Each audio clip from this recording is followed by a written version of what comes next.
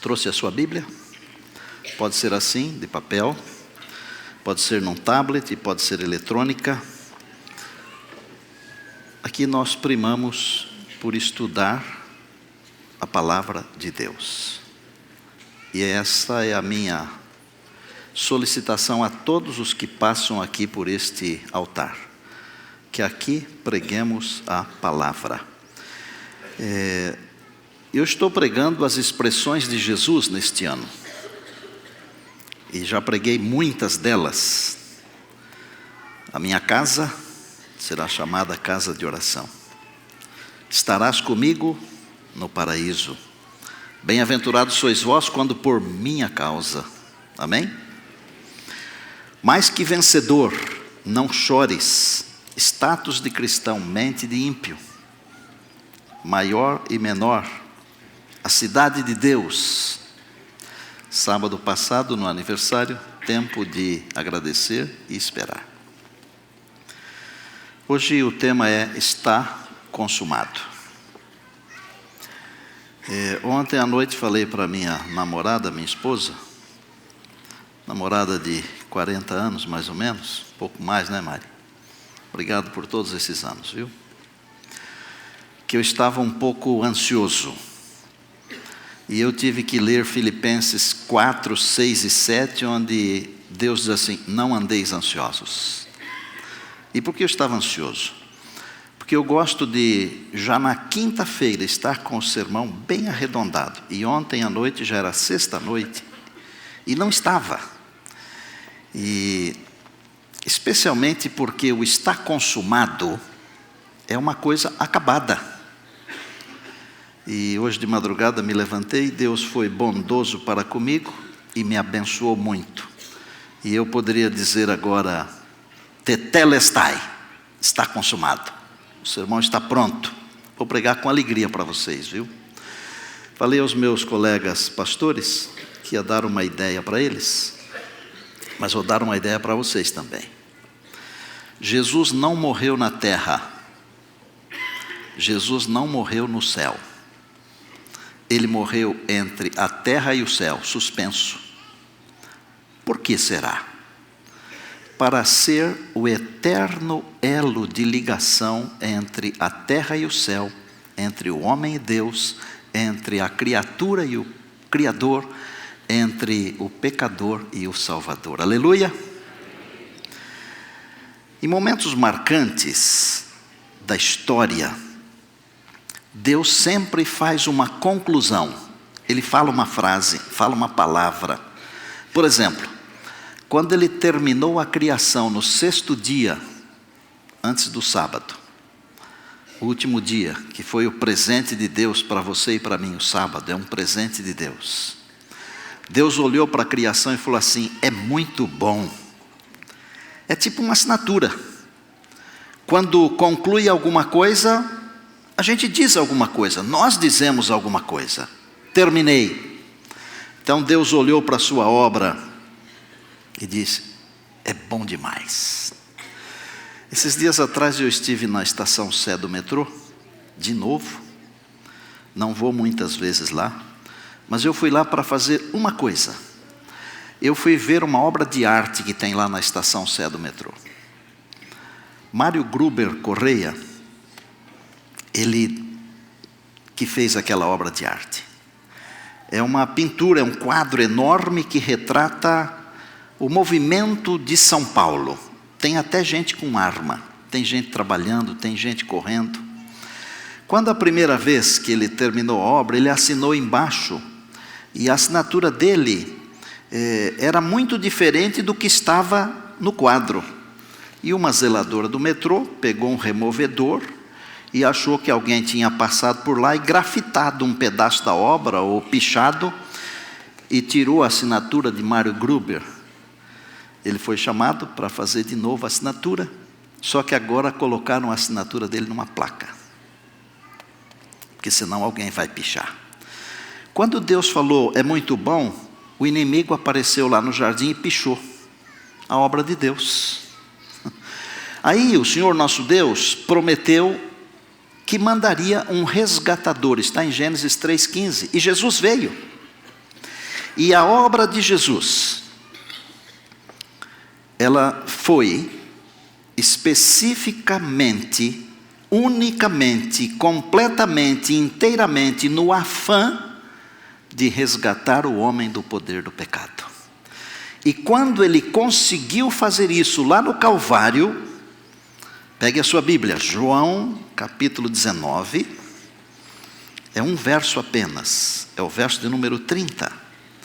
E quando o Senhor Jesus completou esse trabalho de resgatar você e eu, de nos resgatar para Deus, ao terminar o seu trabalho, João 19:30 diz assim: quando, pois, Jesus tomou o vinagre, disse: está consumado. E inclinando a cabeça, rendeu o seu espírito. A expressão que Jesus usou foi tetelestai, está consumado. Eu vou explicar essa expressão daqui a pouquinho. E vocês vão entender de um jeito bonito. Eu poderia falar ainda sobre pelo menos 2 outros momentos grandiosos, quando Deus conclui uma tarefa e Ele assina, Ele fala uma expressão. Por exemplo, quando o juízo terminar no santuário celestial, o Senhor Jesus vai dizer assim: está feito. Está em Apocalipse, capítulo 16, verso 17. E saiu uma voz que vinha do santuário que fica do lado do trono de Deus, que dizia: está feito. Quer dizer, a porta da graça está fechada para sempre, o juízo terminou, quem estiver salvo estará para sempre salvo, e quem estiver perdido estará para sempre perdido. Apocalipse fala isso. Não tem como passar de um lugar para o outro. O juízo acabou, está feito. Mas tem um outro momento especial também na história, quando Deus também fala uma frase poderosa. Ele assina. Está no Apocalipse 21, no verso 6. Quando Deus entrega para os seus filhos o novo céu e a nova terra. Aí Deus fala assim: agora tudo está feito. Voltou a ser o que era antes. O que era antes? Era o jardim do Éden. Pureza, paz, sem pecado. Voltará a ser o que era antes. Porém, a nossa conversa hoje aqui está circunscrita ao estar consumado. Eu não vou abordar o é muito bom da criação, nem o está feito do santuário, nem o agora tudo está feito do final. Nós vamos trabalhar em cima do estar consumado. E essa expressão, ela foi pronunciada por Jesus quando ele estava na cruz do Calvário. Na verdade, na cruz do Calvário, Jesus pronunciou 7 frases. Num período curto, de poucas horas, ele falou 7 frases que são frases lapidares. Por exemplo, ele disse: perdoa-lhes, eles não sabem o que fazem. Ele disse para a sua mãe: mulher, olha o teu filho aí. E filho, olha a tua mãe aí. Ele falou: estarás comigo no paraíso. Ele falou: por que me desamparaste? Ele falou: tenho sede. E ele falou: está consumado. E ele falou: nas tuas mãos entrego o meu espírito. Essas frases todas, elas representam o momento de angústia pelo qual passou o Senhor Jesus. Agora, deixa-me dizer uma coisa para vocês, que seria bom pensar nisso. Quando morre um homem com 33 anos, normalmente nós dizemos assim: que pena, tão novo, não falamos isso? De Jesus nós nunca falamos isso, já perceberam? De Jesus nós nunca falamos coitadinho, já perceberam? Sabem por quê? Cristãos e não cristãos têm dentro da mente, do coração, um conceito que foi colocado por Deus, que Jesus não é coitadinho. Jesus é o vitorioso Redentor, é o vitorioso Salvador, aquele que pode gritar: tetelestai, está consumado. Quase todos os homens e mulheres, quase todos, quando estão morrendo, falam alguma coisa, né? Já perceberam? E às vezes, como família, nós temos um carinho muito grande por aquilo que o nosso pai, ou a nossa mãe, ou alguém fala quando está indo embora. E nos lembramos por muito tempo disso. Houve um famoso filósofo escocês, cético, descrente, chamado David Hume. Quando estava morrendo, ele falou assim: por ser incrédulo, estou em chamas. É isso que dá ser cético. Quando a morte chega, até quem não acredita em Deus pede pelo amor de Deus. Friedrich Nietzsche, teólogo, filósofo prussiano, que teve a ousadia de escrever a morte de Deus. Na hora que estava indo embora, ele falou assim: se existe um Deus vivo, eu sou o mais miserável dos homens. Aqui no Brasil, Getúlio Vargas: saio da vida para entrar na história. Meu pai, quando estava indo embora, ele não sabia que estava indo embora. Ele entrou em casa assoviando o hino: sob suas asas eu vou descansado, ou descansando, ainda que noite confiante eu estou. Sob suas asas vou sempre abrigado, fui redimido e seu filho já sou. Descansarei, descansarei. E aí vai. E aí caiu morto no sofá. Jesus Cristo, na última hora, ele não gritou: estou perdido. Ele não gritou: estou em chamas. Ele não gritou: sou um miserável. Mas ele gritou: eu sou um vencedor. O vencedor de todas as batalhas. E sabe por que ele venceu? Ele venceu por você. E ele venceu por mim. Porque por nós mesmos, nós nunca poderíamos vencer. Aleluia! Louvado seja o nosso Deus. A Bíblia diz em João, no capítulo 10, que o Senhor Jesus deu a sua vida espontaneamente para depois retomá-la. Por isso que nós não o chamamos de coitadinho, nós o louvamos. A cruz para nós pode até ser um símbolo de sofrimento, tudo bem, mas mais do que isso, é símbolo de redenção, é símbolo de salvação, é símbolo de vitória, de glória. O está consumado, tetelestai, não foi um grito de desespero de um homem derrotado, foi o grito do nosso Senhor e Salvador, o vencedor. O está consumado de Cristo, olha que coisa linda.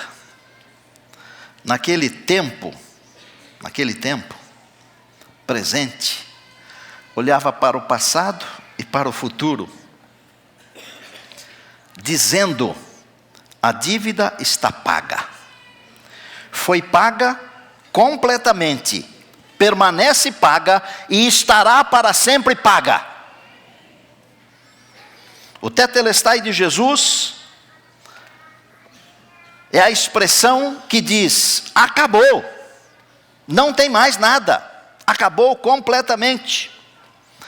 Para você entender, essa expressão era muito comum nos dias de Jesus. Os arqueólogos descobriram muitos documentos gregos com essa expressão tetelestai. Muitos. Era uma expressão que era usada pelo povo comum. As pessoas usavam diariamente essa expressão. Artistas usavam tetelestai. Mercadores usavam tetelestai. Servos usavam tetelestai. E sacerdotes usavam tetelestai. Todos usavam. Vou ilustrar da seguinte maneira. Um mercador, por exemplo. Se alguém comprasse uma propriedade ou algum bem, e este bem fosse pago em várias parcelas ou prestações, quando o comprador pagava a última parcela, o mercador lhe dava um documento com uma escrita bem grande, tetelestai, pago por completo. Poderia dizer que o grande mercador das almas é Satanás, poderia dizer? O pecado. Mas eu poderia dizer também que é o Senhor Jesus Cristo, o grande mercador das almas, aquele que veio para comprar as almas, as pessoas. E o sangue de Jesus, diz a Bíblia, ele nos purifica de todo pecado. O que jamais poderíamos fazer por nós mesmos, o Senhor Jesus fez por nós. E 2 Coríntios 5:21, que é um verso de sintaxe difícil, diz: aquele que não conheceu o pecado, Deus o fez pecado por nós, para que nós fôssemos feitos justiça de Deus. Aleluia! Irmãos, é de saltar de alegria, é de dizer glória a Deus, é de dizer louvado seja Deus. Pode dizer. Bom, os mercadores usavam tetelestai, os artistas também. Quando um artista terminava um trabalho, uma obra, ele dava uns passos para trás, olhava a sua obra completa, perfeita, e gritava tetelestai, que queria dizer acabou. Jesus é o grande artista desse universo, porque foi Ele quem fez todas as coisas, e sem Ele, diz a palavra, nada do que foi feito se fez. Quando Ele na cruz venceu Satanás, o pecado, Ele completou a sua obra.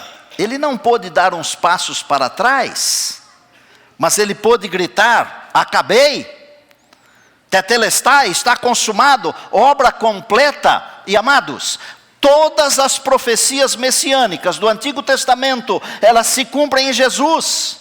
Não ficou nenhuma por cumprir-se, nenhuma.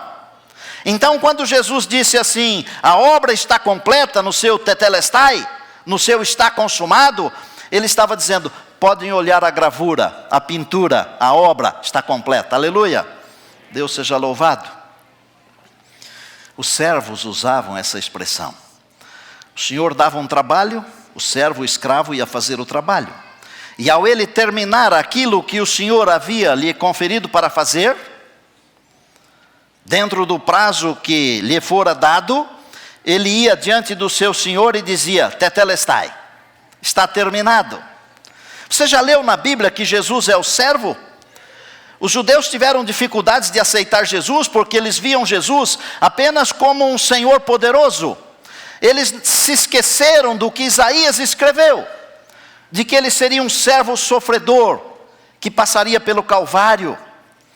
Paulo aos Filipenses, ele diz assim no capítulo 2, tende em vós o mesmo sentimento que houve também em Cristo Jesus, que sendo Deus não teve por usurpação o ser igual a Deus, mas assumiu a forma de servo. E como servo, Jesus completou a tarefa que o Pai deu para ele fazer, amém? Aliás, ele falou isso na oração sacerdotal, que está em João capítulo 17. Ele disse assim, meu Pai, eu completei a tarefa que me deste para fazer. Glória a Deus. Os sacerdotes também usavam esta expressão. Os sacerdotes gregos, quando um adorador apresentava o seu sacrifício, o sacerdote grego olhava para o sacrifício, examinava ver se ele era perfeito, e em sendo perfeito ele dizia assim, tetelestai. Os sacerdotes de Israel, eles não usavam o tetelestai, mas no mesmo sentido eles usavam a expressão equivalente, em aramaico e em hebraico, tetelestai. Jesus é o grande sacerdote, gente. Ele é o sumo sacerdote. A Bíblia diz, não temos um sumo sacerdote que tenha do que se envergonhar. Pelo contrário, ele foi tentado em todas as coisas à nossa semelhança, mas sem pecado. Glória a Deus. O Senhor Jesus é o nosso grande sacerdote. Então, quando ele diz assim, está consumado, ele está dizendo que a obra está completa. E como nosso sacerdote, como nosso cordeiro, Jesus é perfeito. Tão perfeito que Judas exclamou: traí sangue inocente. Tão perfeito que Pilatos olhou para ele e disse para a multidão: eu não vejo nele crime algum. Ele é o nosso grande sumo sacerdote. A expressão está consumado, ela realmente era muito usada nos dias de Jesus. Agora, eu pergunto para você: o que é que esse está consumado, o que é que esse tetelestai tem a ver comigo? Talvez você esteja se perguntando aí: o que é que isso tem a ver comigo? O que é que isso tem a ver conosco? É muito simples de responder essa questão. Isso tem que ver com o seguinte: todos nós tínhamos, eu estou usando o verbo no passado, todos nós tínhamos uma grande dívida diante do universo. Porque o salário do pecado é a morte.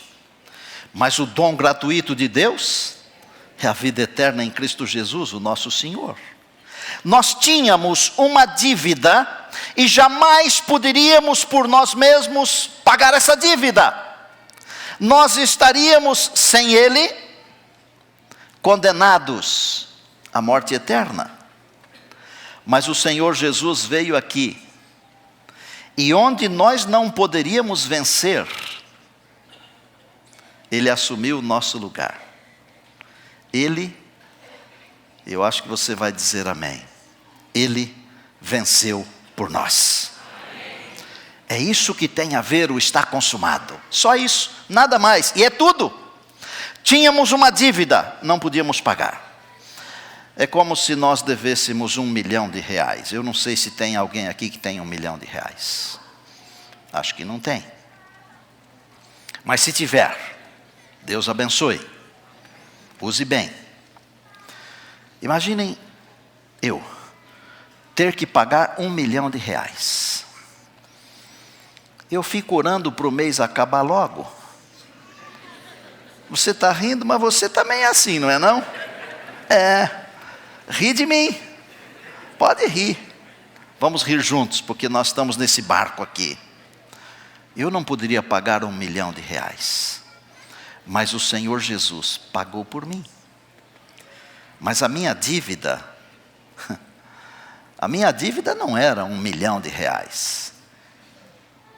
Porque alguém desse mundo aqui tem muito mais do que R$1 milhão. Mas a dívida, ela não pode ser paga com R$1 milhão, porque é muito mais. Ela não pode ser paga com dinheiro. Ela tem que ser paga com sangue de cordeiro sem defeito. E nós somos cordeiros e ovelhas defeituosos. Mas o Senhor Jesus é o Cordeiro de Deus. Eis o Cordeiro de Deus que tira o pecado do mundo. Ele veio e pagou a dívida e gritou: está paga. Aí vem Paulo e ele fala assim: agora pois, já nenhuma condenação há para os que estão em Cristo Jesus, o nosso Senhor. Glória a Deus. Já não há mais condenação, nós não temos mais dívida. As 3 cruzes lá no Calvário, irmãos. Um homem morria no pecado, o ladrão que não se arrependeu. Um outro homem morria para o pecado, o que se arrependeu. E um outro homem no meio morria pelo pecado. Que pecado? O meu, o seu, o nosso pecado. Quando ele morreu, o véu do santuário se rasgou de cima para baixo. As leis cerimoniais se cumpriram. A sombra se encontrou com a realidade. A expressão está consumado é como que uma assinatura numa obra de arte muito especial. A escuridão que tomava conta do planeta se dissipou e só a cruz ficou envolvida em trevas. E do meio daquela escuridão, Jesus, que é a luz do mundo, gritou: Eu venci. Eu sou vitorioso. E você que ouve o meu grito, você também é vitorioso em mim. Aleluia! A cruz é muito mais do que um símbolo do cristianismo, viu, gente? É o símbolo da redenção. O inimigo foi vencido e a vitória de Jesus é a nossa vitória. Por isso que Paulo afirma: nada e ninguém poderá nos separar do amor de Deus. Nada. Nada desse mundo. Ninguém. Nada poderá nos separar do amor de Deus que está em Cristo Jesus, o nosso Senhor. Preste atenção no que eu vou falar agora.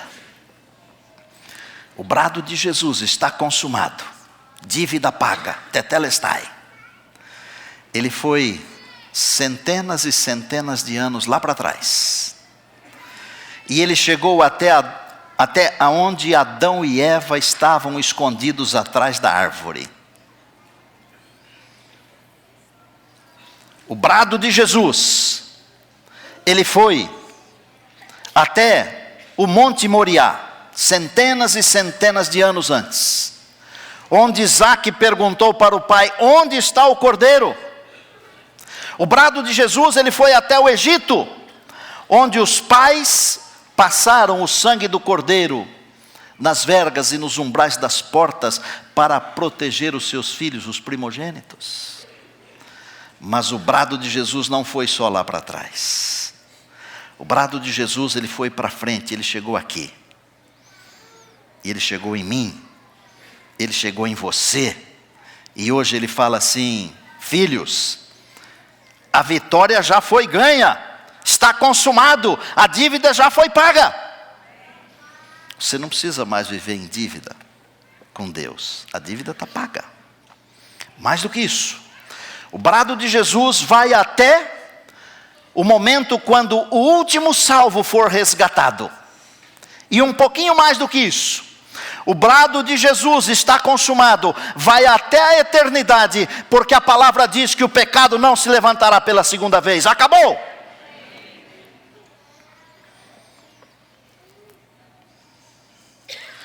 Tetelestai. É a vitória de Jesus no grande conflito. É a vitória de Jesus sobre o pecado. É a vitória de Jesus sobre Satanás. É a vitória de Jesus sobre o sepulcro. E eu concluo dizendo: graças a Deus que nos dá a vitória por intermédio de Jesus Cristo, nosso Senhor. 1 Coríntios, capítulo 15, verso 57.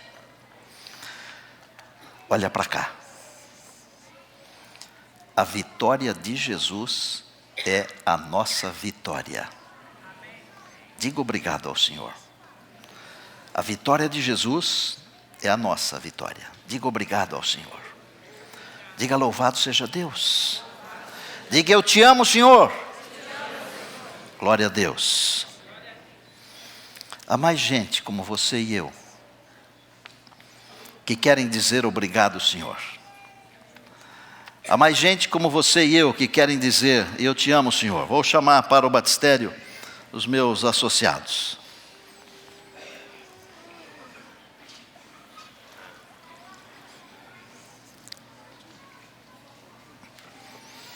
Pastor Henrique, Pastor Robson, chamando também o Cleiton e o Ismael.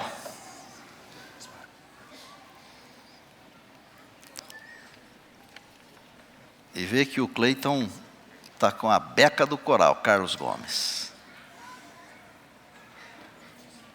O Ismael, quer dizer, né? Ismael. Cleiton e Ismael. Pastor Robson vai batizar o Cleiton. Pastor Henrique vai batizar o Ismael. O nome de vocês está sendo registrado no livro da vida. Porque um dia lá no Calvário, o Senhor Jesus já pagou a dívida de vocês. Amém. Assim como pagou a de todos nós. Amém. E um dia desses Ele virá nas nuvens dos céus para buscar vocês e para nos buscar também. E nesta hora nós vamos recebê-los no seio da igreja, através do batismo. E fazemos isso com alegria. E o pastor Robson e o pastor Henrique vão batizar vocês agora, para registro no livro da igreja e no livro do céu, para perdão dos pecados, de acordo com a profissão de fé de vocês. Eles os batizam em nome do Pai, do Filho e do Espírito Santo. Amém.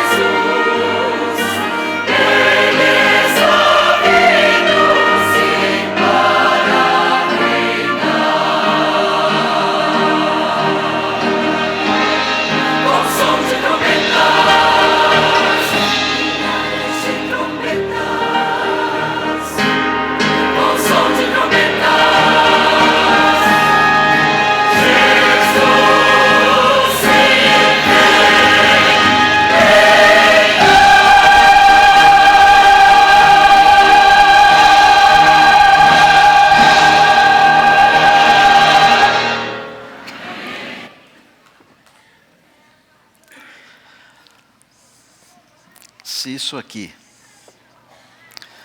já é um espetáculo à parte, e queria que você pensasse no momento quando todas as trombetas de Deus soarem, e o vencedor de todas as batalhas, o que gritou está consumado, ele cruzar os céus, na direção desse planeta, o pequeno planeta azul, para encontrar com todos aqueles que um dia fizeram um pacto com Ele, de aceitar o seu grito, de que a dívida está paga. Olha aqui para mim. Você acha que foi fácil para Jesus? Você não acha que o inimigo chegou no ouvido dele e falou um monte de bobagens? Tipo, desista. Não vale a pena, eles não merecem. Tudo isso e muito, muito, muito mais. Mas vou falar uma coisa aqui em nome de Deus. Pode ser até que você se sinta imerecedor. Mas você acha que Deus erra? Deus não erra. E se Deus fez isso é porque você merece. Você merece. Não deixa o inimigo soprar nos seus ouvidos que você não merece. Não deixa o inimigo fazer você se desviar. Se agarre no está consumado de Jesus. A vitória é nossa. Não é porque nós somos bons, mas porque Jesus é bom. Não é porque nós somos santos, mas porque Jesus é santo. Glória a Deus. Eu quero desafiar você hoje a viver essa grande verdade.